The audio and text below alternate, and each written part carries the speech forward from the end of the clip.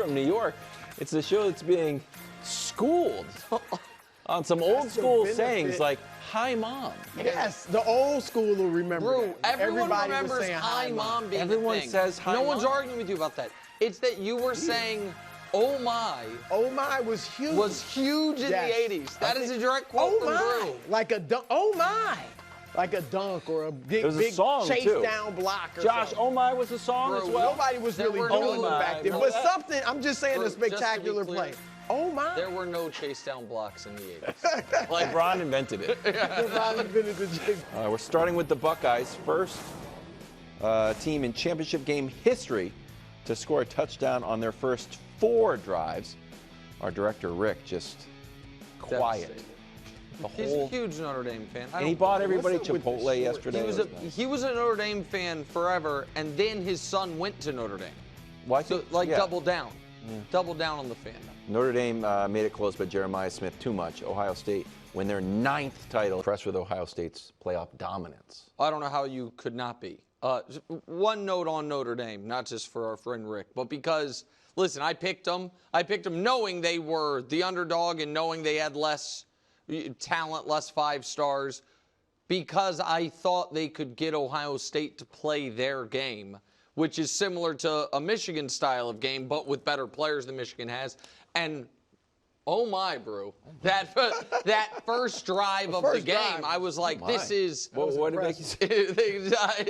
is exact. I was like, well, this you couldn't have scripted it better. Absolutely. But then Notre Dame needed to play a perfect game, and they had a perfect drive and a nice flurry at the end. But those middle 45 minutes were all Ohio State, and I don't know how you could not be impressed. 2 months ago, this team suffered, in all honesty, one of the most mortifying losses in recent college football history.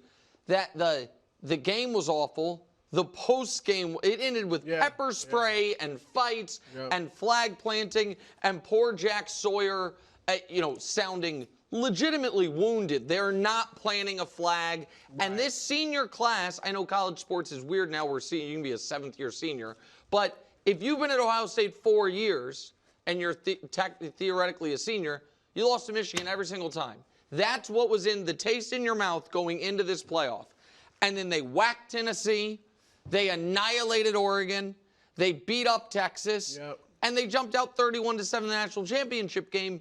You could argue no teams ever had a better 4-game stretch as far as just beating 4 consecutive top 10 teams in dominating fashion, and their coach was on the ropes. He was, flatly. And so, I mean, I am wildly impressed by the fortitude. They weren't an underdog. They had more talent, but they deserve so much credit. No, I agree. You got to be impressed because, first of all, this is no disrespect whatsoever, not even an inkling to the past national champions.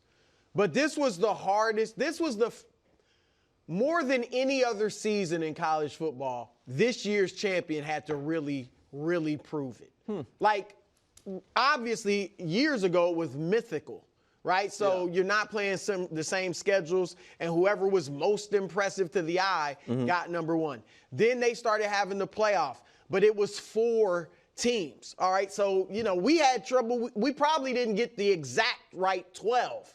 It's hard to get the exact right. And there was a long time when it was just 2. The BCS when it was just 2. Exactly. Yeah. So you to win, even if you're the superior team, we see it all the time in the NFL. Chiefs have. That's why the best team doesn't. The Chiefs don't win it every year, or the Patriots didn't win it every year. Because even if you may be the best team, it's still hard to win 3 or 4 playoff games. So for them to go ahead and, as you said, the list is all blue bloods outside of Oregon, which has become a national power. And they had to avenge a loss to Oregon. So the path was impressive. Yes, they were the most talented team.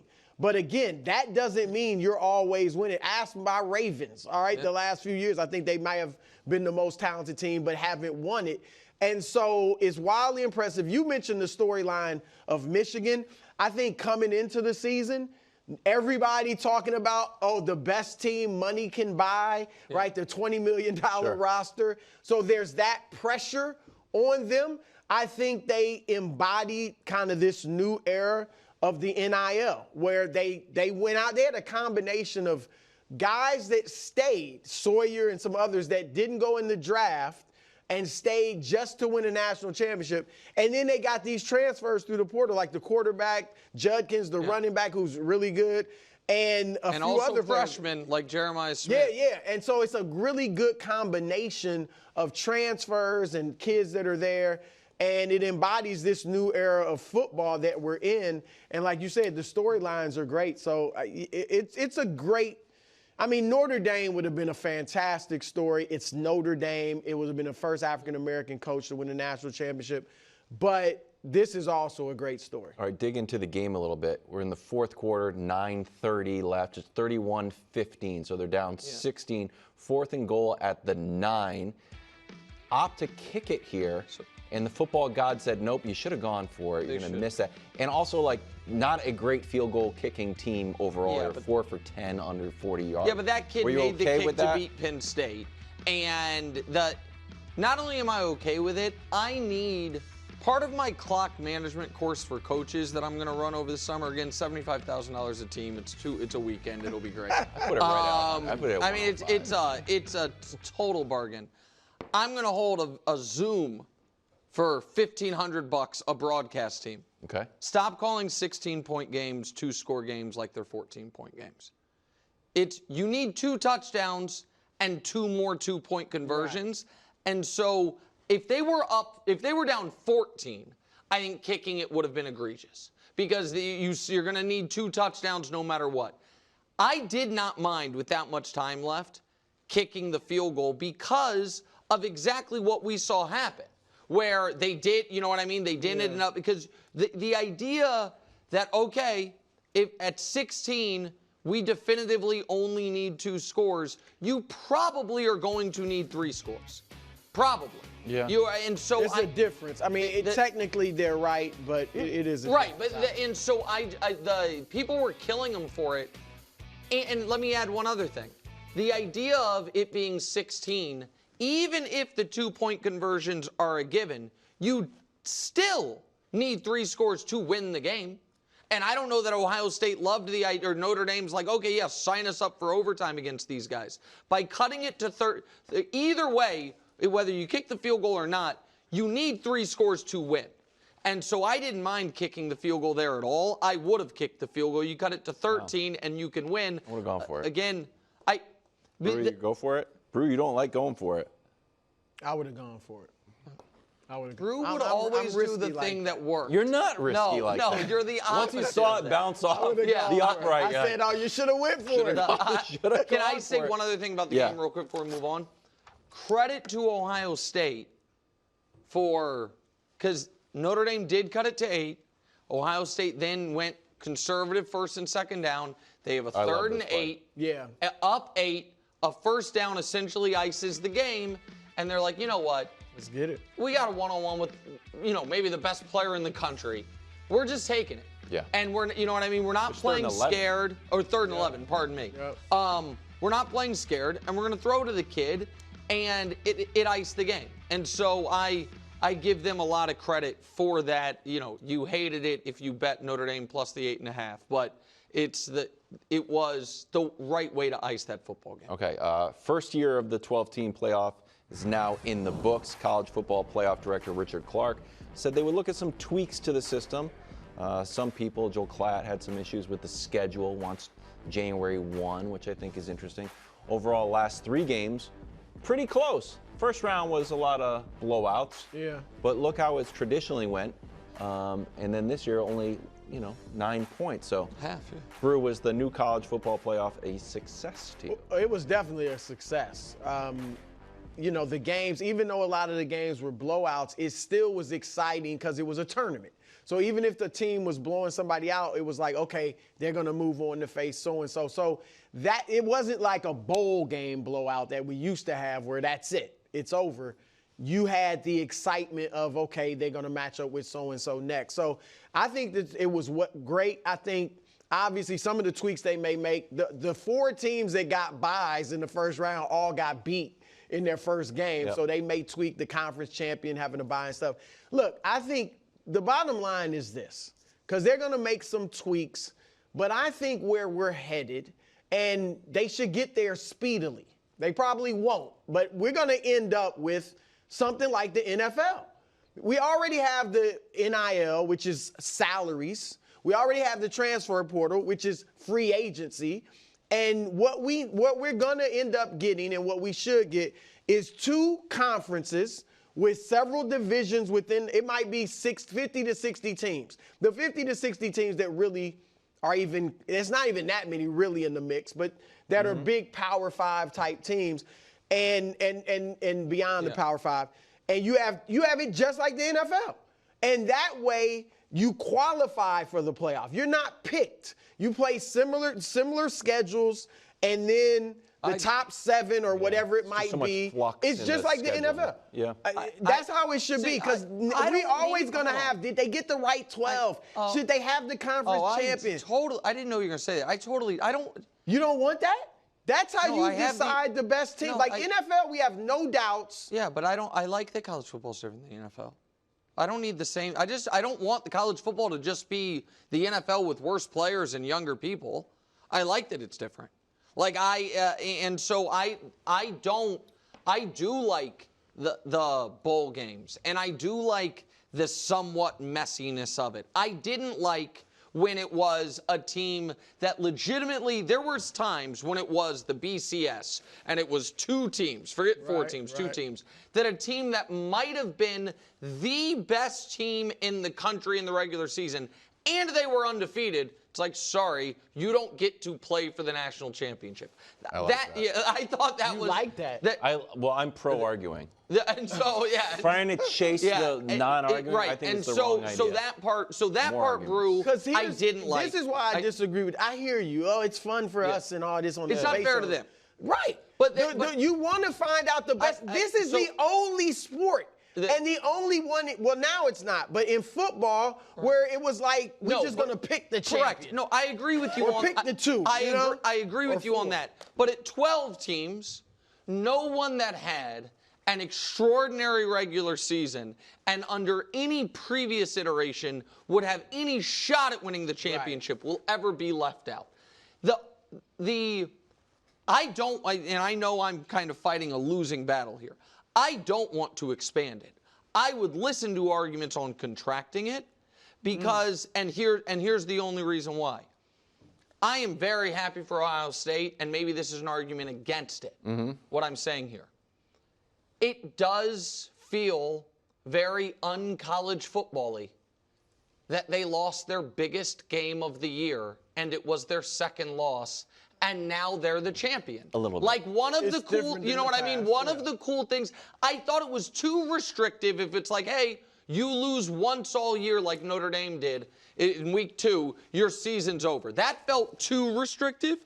But Ohio State, it's like, all right, we've got Oregon mid-season. We know it's game of the year 1 versus 2 preseason. It was a great game. They lost on a heartbreaker. It's like, all right, we better run the table. They then play a bad Michigan team, play their worst game of the year, and lose. And maybe if they knew we had to win, they would have played better. But then after the game, I know they were devastated and heartbroken, but it's also like, okay, we can rebound. That does feel a little too pro-football-ish to me all the time. That's my point. Right. We're headed in that direction. We are headed, and so I don't love that. I also, last thing, I'm a big believer that the way we should seed things and set brackets is tell me who the number 1 team, tell me who's in, tell me who the number 1 team is, and let them pick who they play. Then tell me who the number 2 team is, and let them pick who they play. I mean, I think that just is. That's too sandlotty. Okay, well, but let's just go out and play touch football in the backyard. But that's a true reward. I don't think teams would want that though. Because first of all, you're giving that. Yeah, I know. I mean, you're giving that. That's what makes it awesome. You can also have and you can't randomly do it. You can have a big show. Your AD just picking it out of the hat. We've tried this. What? NBA All-Star game. No. Let's pick teams. No, that's. Oh, you have to pick who you want on the other team. It'll be just like we're in the front yard, the driveway. No, how'd it work out? But there's never going to be like a perfect way to do it. I like that the conference championships mattered. I understand it kind of was, it's tough. complicated. It is complicated. Yeah. But I don't want college football to just be a worse version of the NFL. Huh. I don't. I agree with Rue. We're probably moving there. It's not what I want. All right, Ohio State. Preseason #1 already. A lot of people have them #1 for 2025. You know who the preseason Super Bowl favorites are for next year? Hand to God? 49ers. No. They already got one for next year? Of course. Let's head to the NFL. It's the Ravens. The Ravens are? That's why I pointed at Brew. It's the Ravens. Head to the NFL. Chiefs are favored against the Bills, but underdogs to win the Super Bowl. It's because the Eagles are the favorite. Are the reigning back-to-back champs being disrespected? I mean, this is where I have to separate the gambling part of my brain from the smart part of my brain.